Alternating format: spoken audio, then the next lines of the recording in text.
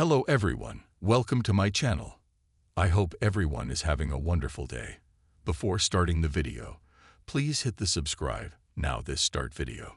If you're a Chicago Fire fan, you already know that the show isn't just about epic rescues and blazing infernos. It's about the people, their relationships, and the intense emotional struggles they face. One of the most poignant and heartbreaking storylines in the series involves Rebecca Jones, a firefighter candidate who appeared in Season 2, leaving an indelible mark on Firehouse 51 and on viewers' hearts. But who was Rebecca Jones, and what happened to her on the show?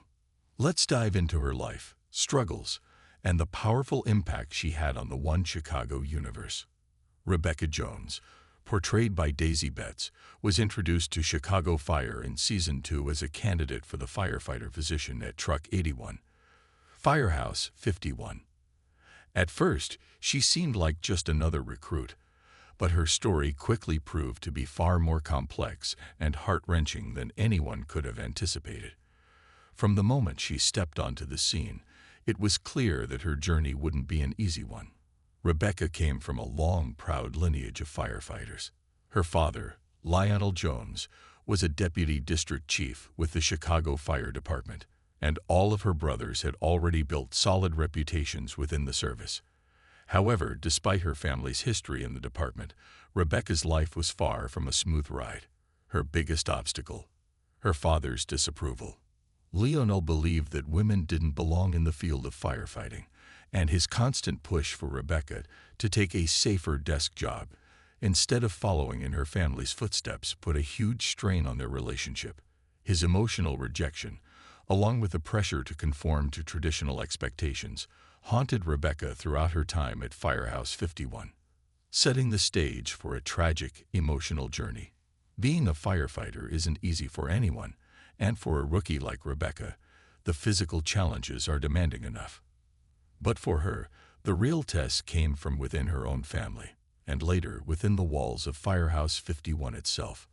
When Rebecca arrived at the firehouse, she wasn't just competing against her fellow candidates to prove her physical strength.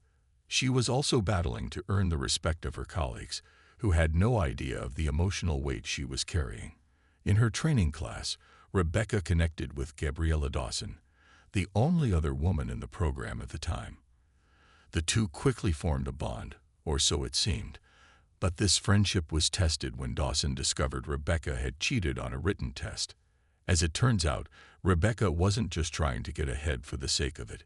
She had a legitimate learning disability, dyslexia. But despite admitting the truth to Dawson, the damage was done. Dawson, hurt by the betrayal, couldn't trust Rebecca the same way anymore. And that was just the beginning of Rebecca's struggles at Firehouse 51. Rebecca didn't exactly make the best first impression at the firehouse. Early on, she butted heads with some of the station's most prominent figures, including Kelly Severide and Matthew Casey. Severide, always quick with an opinion, doubted Rebecca's ability to work as part of a team when she suggested dismissing a struggling recruit. Instead of receiving the support she needed, she found herself under scrutiny.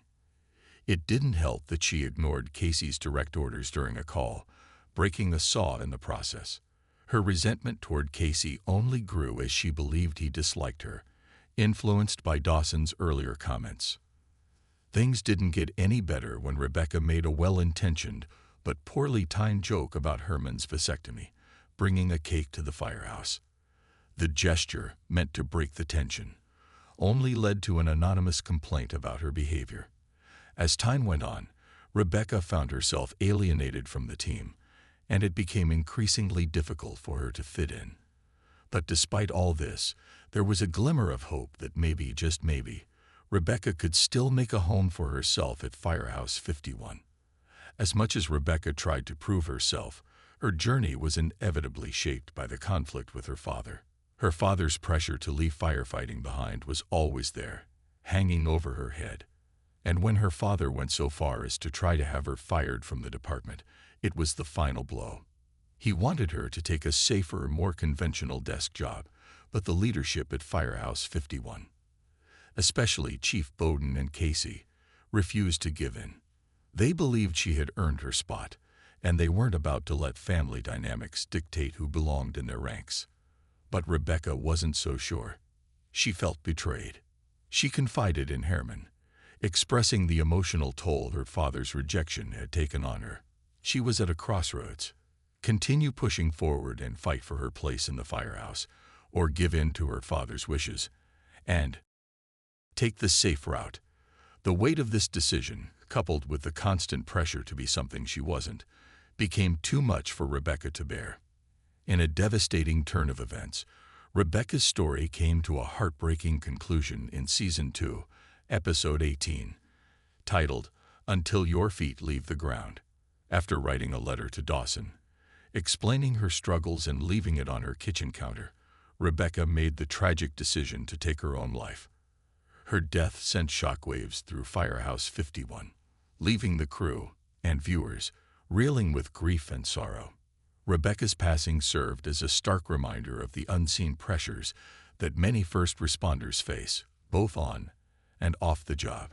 Despite being a strong, determined woman with a family legacy to live up to, Rebecca couldn't escape the emotional turmoil that came with her personal battles. Her death was a tragic loss for the team, but it also sparked important conversations about mental health, pressure, and the importance of supporting those around us, especially when they seem like they're holding it all together. Though Rebecca's time on Chicago Fire was brief, her impact is still felt by fans and the characters on the show. Her death was a powerful moment, reminding everyone that sometimes the bravest thing someone can do is ask for help. In her short time at Firehouse 51, Rebecca showed us that not all battles are fought with flames and sirens. Some are fought within, and they can be just as devastating. The tragic arc of Rebecca Jones is a reflection of the emotional complexity of the Chicago Fire series. It's not just about fighting fires. It's about the personal fires each character faces. Rebecca's story may have been brief, but her impact was profound, and her death left a void in the hearts of her fellow firefighters that they would never forget. As we remember Rebecca Jones, we also reflect on the importance of mental health awareness, support, and compassion for those going through struggles we might not see on the surface. Her time on Chicago Fire may have been short, but it was a reminder that even in the toughest environments, everyone needs a little support and understanding.